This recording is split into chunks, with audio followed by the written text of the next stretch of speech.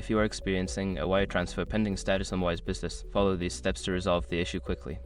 Step 1. Check transfer details. Review the details of your wire transfer, including the recipient's information, amount, and currency. Ensure that all information is accurate and matches the requirements for the transfer. Step 2. Confirm payment method. Verify that the payment method you use for the transfer is valid and has sufficient funds. If you used a bank account, check for any issues with your bank that may be causing the delay. Step 3. Review transfer limits.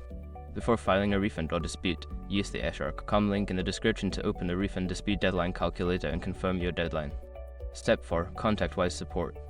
If the transfer is still pending after confirming the details, reach out to Wise Customer Support. Provide them with your transfer reference number and any relevant information to expedite the resolution. Step 5. Monitor transfer status.